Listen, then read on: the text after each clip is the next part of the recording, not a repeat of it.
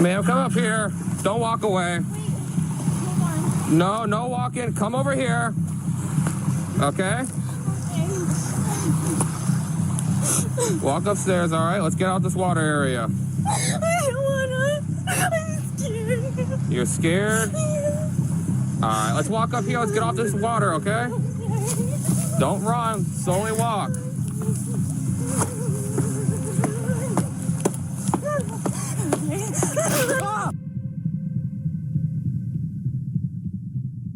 That dramatic body cam footage shows Florida deputies chasing down and apprehending a 21-year-old woman who just stabbed one of their fellow officers in the neck. The attack and the events leading up to it were all captured on camera.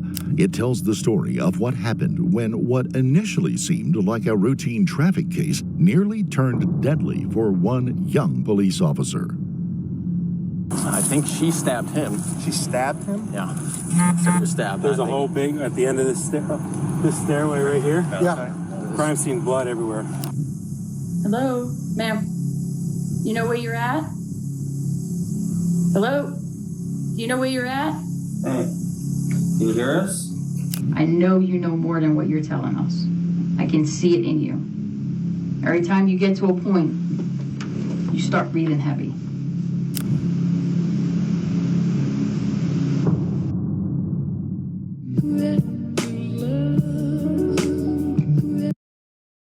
Just me or the walls looked really weird there. Like, did they blur it out in a weird way? That's weird.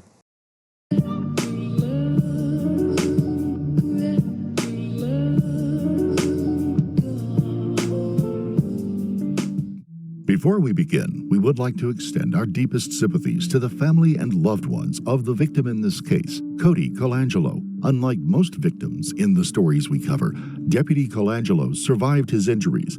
His quick thinking played a major role in saving his own life. The incident began around 11 p.m. on March the 23rd, 2022, when the St. Lucie County Sheriff's Office responded to a scene of a thunderous car crash in Jensen Beach, Florida. The accident occurred on Indian River Drive, a scenic stretch of roadway that traces the shoreline along the western bank of the Indian River Lagoon. 21-year-old Leah Michelle Day was driving like a maniac there, hurtling along at a high rate of speed and barely missing other vehicles as she raced past them. Then she lost control of her car.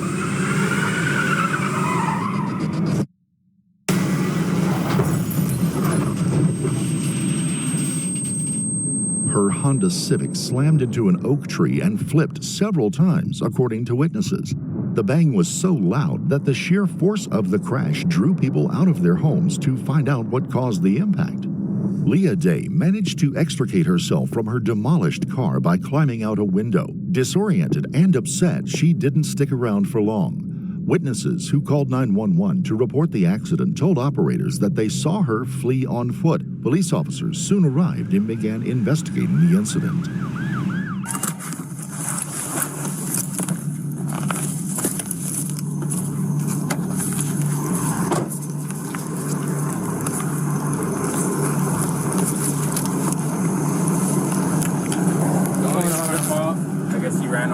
Only car involved? Yeah. Single vehicle? All right. Where's the driver at? Is he inside? Ran off. Oh, he took off? A girl. They said it was a girl. Okay, younger girl? All right. It says she went that way. Who? Most people walking. Okay. I didn't see nobody walking either. Anybody see the girl take off? Yeah. All right.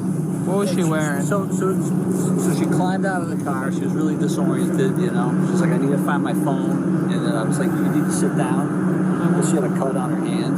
But she was like, I got to find my purse. And then she wouldn't be like, just ran. And she just ran that way. Okay. Witnesses to the accident described the vehicle's erratic path of travel before it wrecked. So where'd you see? Where were you at? So we were in this car and they're in that car. And we were coming this way. Yeah, we're heading 35 miles an hour. Okay. And she passed them. Us first. So she was heading. She was headed this way. She was headed southbound. She passed us on the right, coming through the woods, and then came in and the car flipped about 2 or 3 times. So you seen her lose control? Oh yeah. Yeah. Yeah. I bet. Did she strike anything? She almost hit us, you know? Yeah, she went into the right. You got Yeah. so she went into the bushes over there. Yeah. Okay. And you try to get her to stop and I obviously. did, yeah. I was trying to get her to sit down, and it's like, you gotta sit down. She's like, I gotta find my phone. I need to get my keys. While Deputy Guerrero stayed on the road speaking with bystanders, 2 other St. Lucie County police officers were in hot pursuit of the suspect. Deputy John Leckenbush went down to the water's edge and began tracking a set of bare footprints in the sand. But the fugitive had a head start, so Deputy Cody Colangelo got in his police car and drove about a mile north to start walking from there. The plan was for the 2 officers to walk along the beach towards each other, effectively boxing in the runaway driver so they could apprehend her. The online pet store loved by millions is now in Canada. Chewy.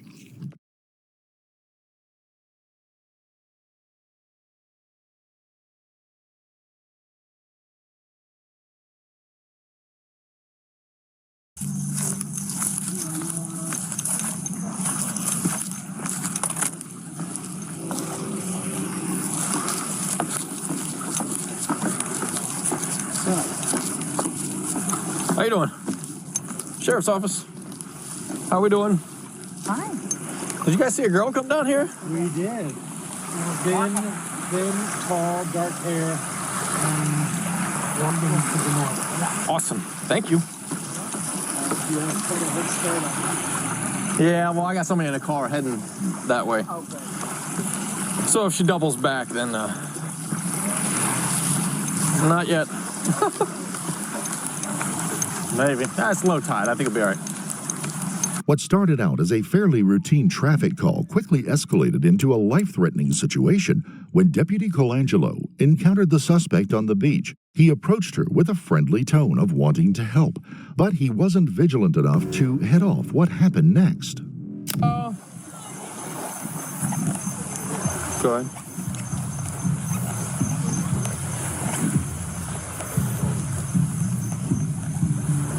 Day 23. Hello.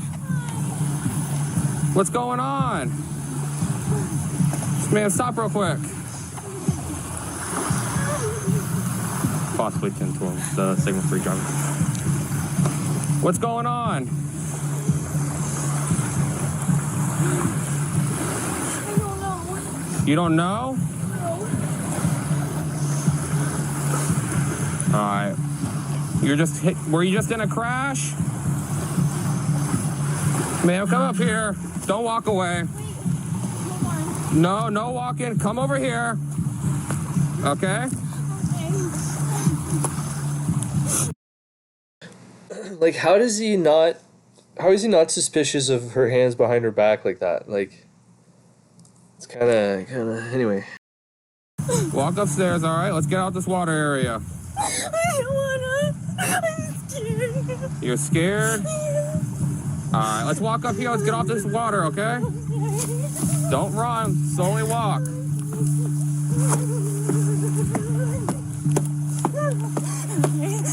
Ah! Esso, give me traffic! Esso, I'm just stabbed! Esso, give me traffic, I'm bleeding! Show me hands! She's right here in the woods somewhere. Can we rescue? Springkill. Leah Day stabbed Deputy Colangelo with a black butterfly knife. After he was stabbed, the deputy fired one shot at Leah, but he missed. While he waited for backup to arrive, he kept his position while simultaneously applying pressure to the wound on his neck. The moment that Cody Colangelo's distress call was transmitted over the radio, Deputy Leckenbush's shoreline walk turned into a full-tilt run as he hurried to get to the scene of the attack.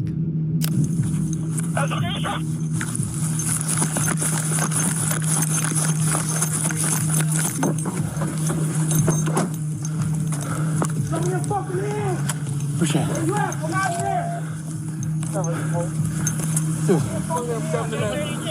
It's a knife, right?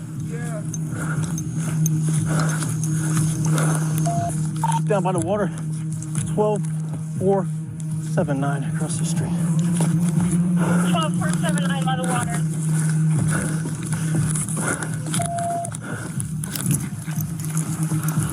We have her. We don't have her. We don't have her. She's in the water. Coming back to.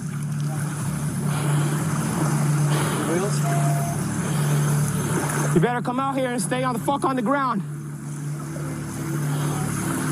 Get over here. Yeah, we're trying to get her to come back on the water. Get over here. Get over here. Walk to the sound of my voice. You better not have that knife or I'll fucking shoot you right now. Keep going. Keep coming. I got her. Yeah. Get on the ground.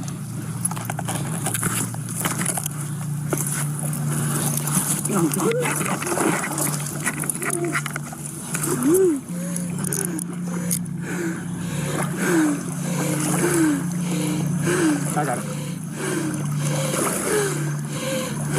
After the officers got Leah Day out of the water, she was initially cooperative, but then she laid down on the ground and refused to walk.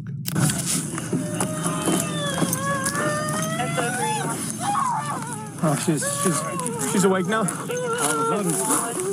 Now she's awake. What's that? Now she's awake. Yeah. Fucking crazy people. Like, it's three possibilities. One, she's on a bunch of drugs, that's why she crashed, or she's drunk, or both. Two, she's just fucking crazy. Or three, she got a crazy concussion because of she got hit in the head, and that's why she's so crazy. Because, like, brain trauma can make you go aggressive and crazy. So, but I'm intrigued to see what it is. Maybe it's everything, a combination of all of it, but. Do it. I'll pass you away. Somebody get a legs and do two of us grab it. Walk right up. Hey, Dad. Hey, Dad. I'm here. Come down real quick. Need your help. I don't think she's going to be a patient, though. They just need help getting her up. Did one of you guys get stabbed? Yes, not us. I think you guys are already out with them. Okay. Yeah, I didn't want to do this to two people. Oh, no, absolutely. Or 2 harder, down harder, right? 12 fish.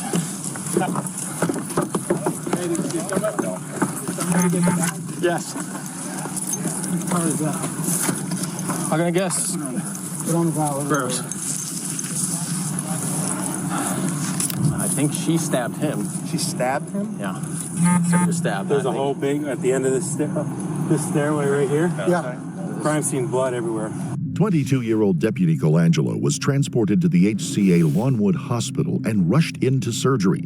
Leah's butterfly knife had nicked his carotid artery, a major vessel that supplies blood to the brain. Vascular surgeon Dr. Christopher Bennett harvested a piece of vein from Cody's leg and used it as a patch by oversewing the hole made by the knife. Dr. Bennett said that if the weapon had pierced Deputy Colangelo's neck in an upward rather than downward trajectory, he probably wouldn't have made it to the hospital alive. He added that Colangelo's quick action of applying pressure to his own wound was the most important factor in saving his life and made it possible for him to make it to the hospital.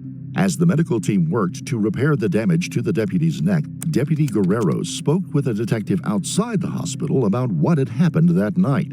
The attack was especially upsetting for him because he is close friends with Deputy Colangelo. He stayed by his friend's side in the ambulance, reassuring him that he was going to survive.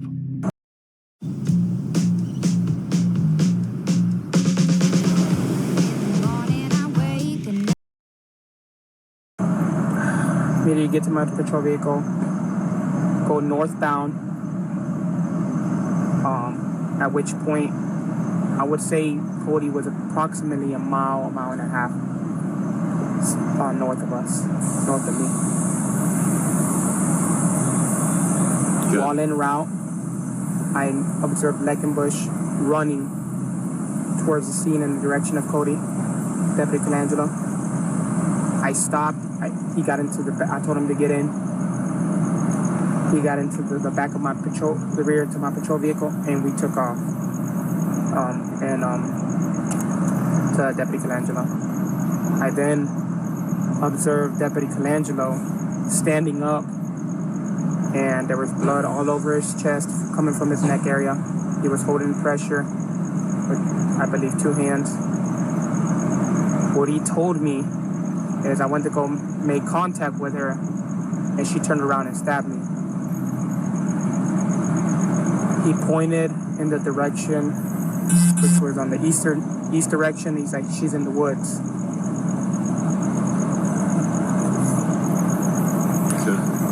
At this point, me and Deputy Leckenbush, drew our service weapon and started calling commands out and tell her to come out with her hands up. Leah Day was also taken to a hospital. She was transported to the St. Lucie Medical Center to be checked for crash-related injuries and possible impairment by narcotics or alcohol due to her erratic behavior.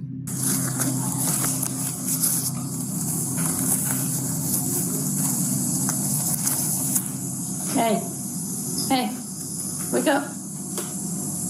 Do you know where you're at? Huh? Do you know where you're at? I'm Detective Dale with the St. Lucie County Sheriff's Office. Do you know where you're at? Do you know where you're at? What's your name? You okay? What's your first name? No idea.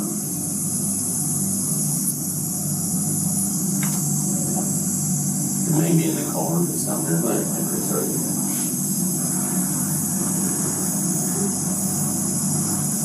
Did you smell any alcohol on the way up here by any chance? No? Okay. Her eyes are pinpoint. After Leah Day was released from the hospital, she was interrogated by... What's up with those walls? They look like 3D. They have to have covered it over with AI or something. Yeah, it looks weird. It's pretty trippy. St. Lucie County detectives, but the interview didn't yield much information. Miss Day only gave bare-bone answers for most of the nearly 1-hour interview. That is, if she answered their questions at all. I'm still trying to figure out why it happened. What made you panic to... Only you can answer the panic. You were there.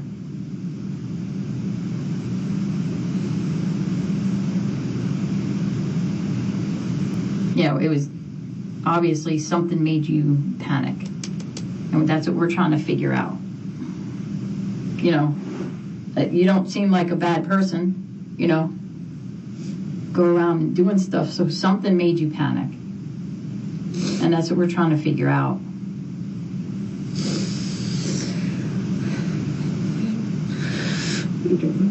Do you remember doing anything? What? Do you remember doing anything, your actions? Just wanted to get away. Okay. So then what happened when you wanted to get away? Like, did he grab you? Did he touch you? I don't think so. Okay.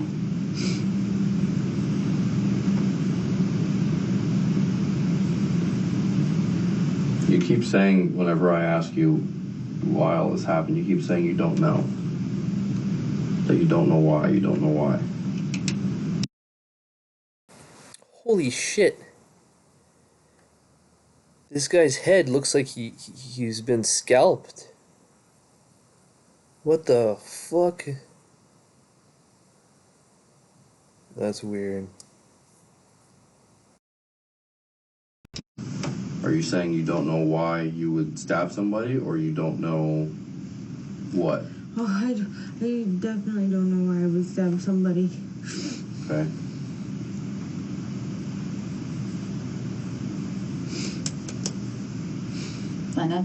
And that's what we're trying to figure out, like, what made you panic?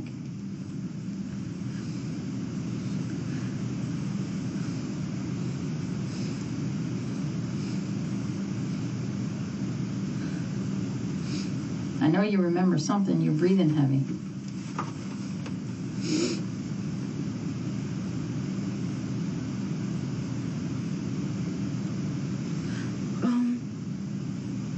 insurance. I don't have any. You don't have no insurance? Yeah, that's why I panicked.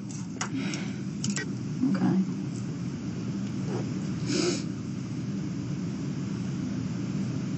So having no insurance, that's what made you run from the vehicle? Yeah. Okay.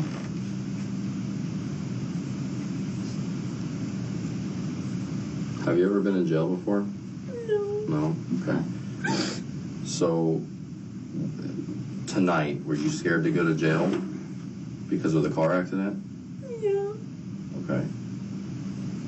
So, you leave the scene of the accident because you don't have insurance and you're scared that you're going to end up going to jail.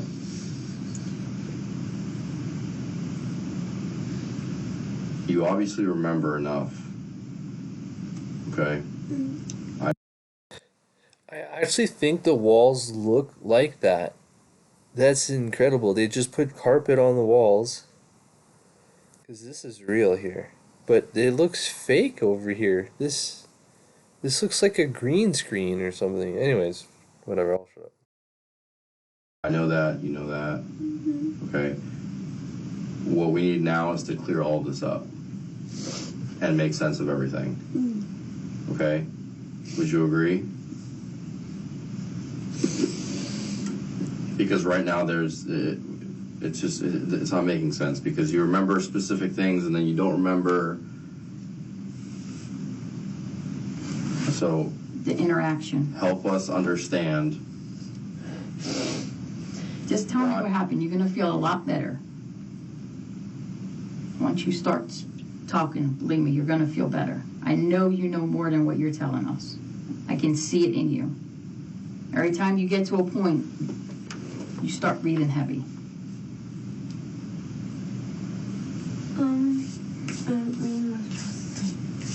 Huh? What you're supposed to say is, I just want you to tell me what happened with the interaction with the guy with the light on the beach. He came at me and I was trying to get away. Okay. So what did you do to try to get away? Obviously. Okay. And then after you stabbed him, what'd you do? I ran. Okay. Deputy Colangelo also faced a police interview. A week after the crash, detectives questioned him as part of their criminal use of force investigation. He was asked to explain the circumstances that led him to discharge his service weapon. Many internal police investigations focus on why an officer used excessive force, but not in this case. Investigators wanted to know why. Oh no. I skipped by accident to did I skip it?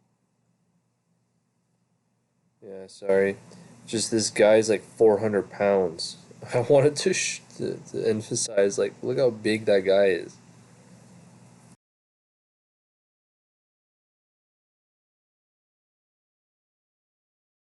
Her without putting the risk of anybody else.